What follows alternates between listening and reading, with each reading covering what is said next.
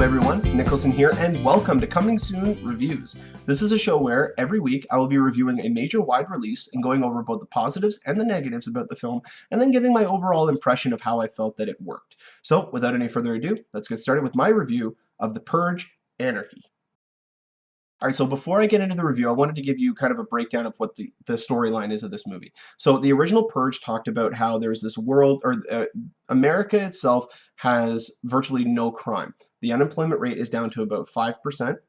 And it's all due to this new thing called the Purge. And the Purge is a 12-hour event once a year where all crime is legal. You can murder anybody, you like rape, anything is legal. And a lot of ways, especially with this movie showcases, it's horrifying.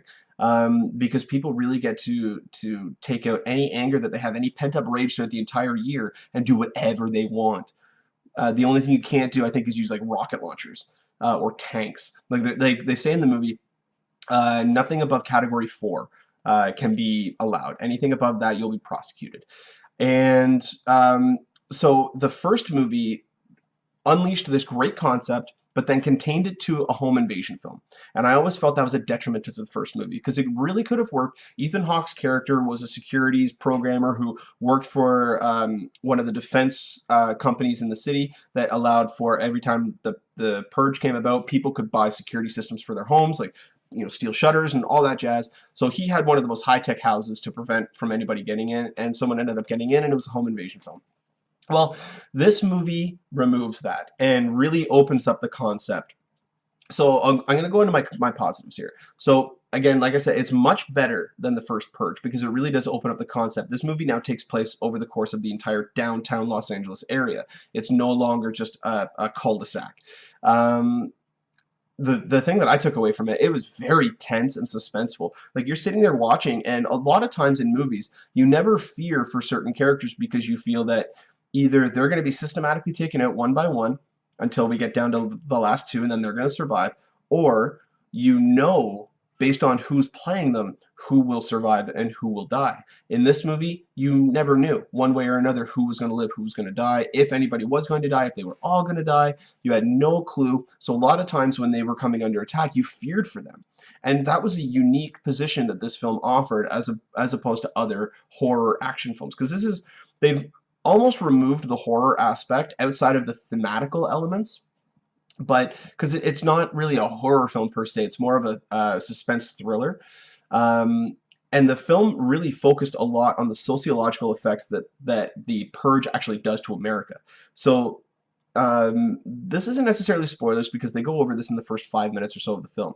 But the rich essentially are... the rich utilize the Purge to get rid of the poor. The poor are generally the majority of people out there who are going to go and participate in the Purge, just due to vanity or whatever the case may be. But the rich actually take advantage of this because they hold auctions. Like, they go out and they kidnap people and they hold auctions to have their own private Purge, essentially, where they don't have to worry about being attacked by anybody. They're in their own areas.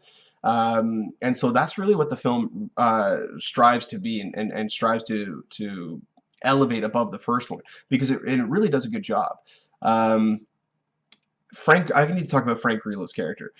How this guy was never cast as the Punisher is beyond me. Because, and one thing to take into account as well, this movie is made by Universal. Universal was one of the distributors of this film.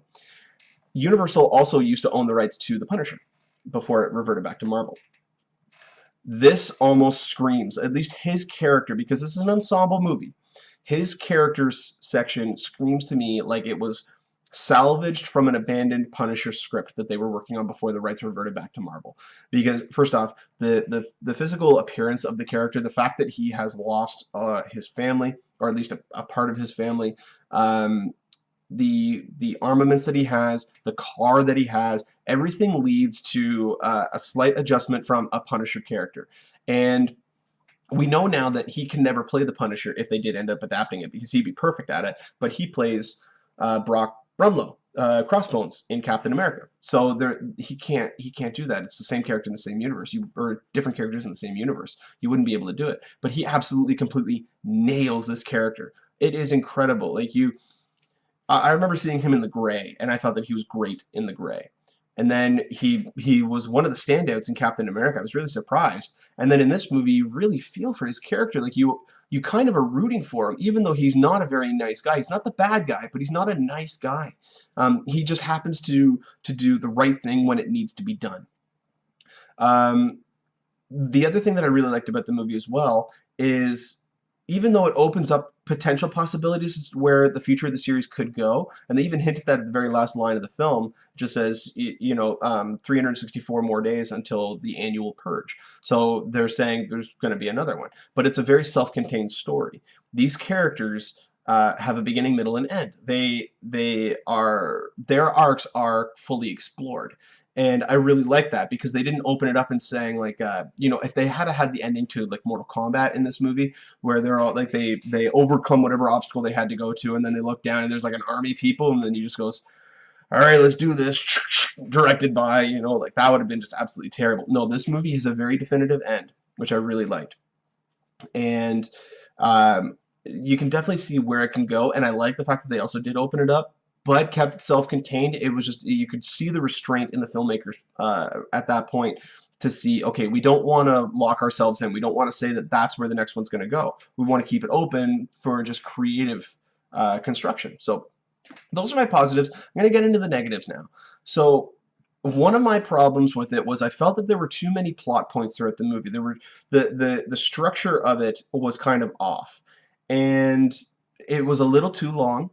I feel like they could have eliminated certain parts. It's not Need for Speed too long because I just rewatched Need for Speed again. Great movie still, but you don't actually get to the storyline of the movie was he needs to driving across the United States to get to this race. Well, that whole segment of that movie is 25 minutes, and it's 2 hours and 10-minute long movie. And it takes 25 minutes for them to start the race to get all the way across to the other side. There's so much other stuff. The beginning takes 40 minutes to get into. They didn't do that here. But there were too many areas where I felt like, okay, the storyline's going to go here, and then it kind of crosses over, but then it comes back to that later on, and it's like, okay, that part could have been just exercised. You didn't need that in there. There were way too many cliches, I found, like just horror movie tropes in a movie that wasn't necessarily a horror film. It was a sequel to a horror film, but it was more of an action suspense thriller. And even though it took more of an advantage of its premise than the first Purge did, it still didn't take full advantage of it because we're still confined to the downtown section of one city. I would have really liked to have seen what this chaos looks like from a government standpoint around the world and seeing what the government is watching. I think that would have been a great idea, and that's maybe, hopefully, the idea that they're going to strive for the next one. I would love to see either that, where it's taken from the government's point of view, or because we get a little snippet of it in this film, but they're never explored, is having the Purge 3 be focused around the rich. Because we really do get a sense of what these people are like in their world. But it's just odd because you don't get anything outside of these people are just sick. And not, I can say 100%, not all rich people are sick. Like sick in the head. They're not. They can't be. And so it just didn't make too much sense. They didn't go further into that unless they're saving it for the next film, which that would be really cool. That, and to see, because they also hint in this film at someone using weapons that are above Category 4, and they say, weapons above this are prohibited, you will be prosecuted. So seeing what would happen if during a Purge somebody just went full out and started using things that were prohibited even during the Purge, and then seeing like the National Guard or the Army come in to try to rectify this, and it's just an all-out war. That would be a really intriguing idea for another film as well. But they didn't really explore those. I'm just speculating at this point.